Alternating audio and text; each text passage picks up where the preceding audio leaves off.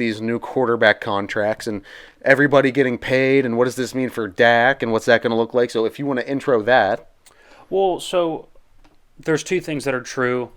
Dallas obviously has 3 stars that need signed, and you're looking at, well, what's probably going to happen? Right? We've had this discussion with Tua. You said he's worth 40 or whatever. I said yes, but he's going to get 50 to 55, and of course he did. And the same thing was true with Jordan Love. So it's less about what we think people are worth and more about, hey, what is actually going to happen? Who has the leverage, right? Who has years remaining? Who would be worth more on the open market, right? So Dallas has 3 guys to sign: Dak, Micah, and CeeDee Lamb. There's really only one of those 3 that historically don't actually get the contract from that team, and it's CeeDee Lamb at wide receiver, right? So historically, wide receivers are traded because they are very expensive, and college is producing 10 to 15 productive, not all of them are stars like CeeDee Lamb, but productive receivers per year that can at least band-aid the position if you have to move on from somebody. So historically, that's the one contract that just doesn't get done. A.J. Brown, Tyreek Hill, right? The list would go on if I really did some digging there. And of course, that leaves Micah and Dak to get paid. I do think Micah will get paid. The interesting thing about Dak, and I think Dak would be smart to let this go to the season because then he won't negotiate during the season. And at the conclusion of the season, he would be, in my eyes, the biggest free agent in NFL history. I don't think there's ever been a time where a quarterback in their prime, coming off a season, at least this year, obviously we'll see what happens this coming year, but we don't expect him to take a massive step back. So at worst, 1 season removed from an MVP caliber campaign, in his prime, hit the full-blown open market, unrestricted free agent, right? People are like, well, Lamar, you would have had to give up 2 first-round picks to get him. Brady, he was 40-something, right? We have not seen a quarterback of this caliber come to market, especially in this new age quarterback market, come to market as a completely unrestricted free agent in his prime. This is going to be unprecedented, and if I'm Dak, I'm pushing it to that because I do think someone's going to give him $65 million. I think, again, we can talk, again, just like we do with Tua, is he worth it? No.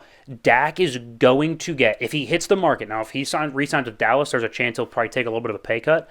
If he hits the open market, he will sign a contract anywhere between $60 and $65 million. Period, end of story. That's just the reality of the situation. Right, like, next April, Dak is going to sign a mega contract deal with somebody else if Dallas, or with Dallas, if he does not get signed before the season. It's just going to happen. Right? He has all the leverage. Can't be tagged, nothing. Like, he has every stitch of leverage. Yeah.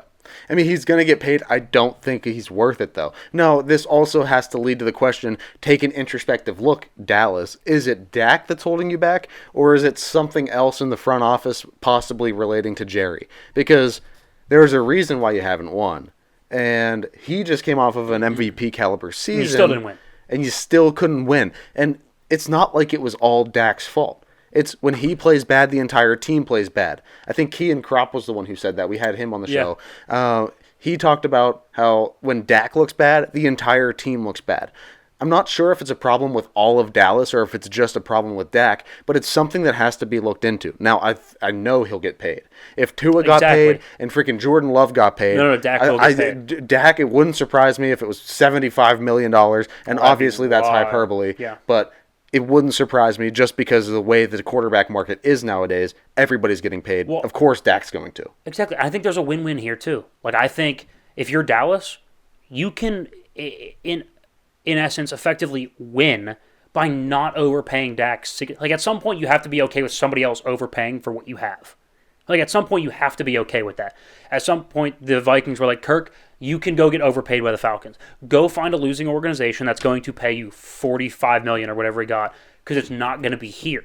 Or like, at some point, you have to say, we're not going to overpay to stay in the same exact spot. You have to draw a line. Like, you have to be okay with that. So Dallas can effectively win by getting out of this revolving door, and Dak can win by going to be the highest paid quarterback ever by a long shot. But then I also worry that, I don't worry, but I'm just saying that Dallas might make that decision and then in a couple months turn around and realize, oh no, he was the one that was holding up the entire house of cards that we even had. I think it's a mixture of both, but it's going to happen. I disagree with the premise to pay him $65 million, but Dak is going to get that money. Okay, so Give a prediction. Does he stay in Dallas? I think Dak Prescott is playing somewhere else next year. Not in the Cowboys uniform. Not in the Cowboys uniform. I think I'll throw out 3 teams. I would say that the New York Giants is a real legitimate possibility. They're already overpaid for one quarterback. Might as well do it again. Yeah, and I think they could finally be like, hey, let's get a grown-up in the room. Not that Daniel isn't it, but a grown-up that actually is effective. Mm-hmm. And I think there's a chance Daboll is gone as well, so you have a new coach, and he takes maybe a marquee coach like a Vrabel or a Belichick there with him. That feels real. Or Pittsburgh, I think, is realistic.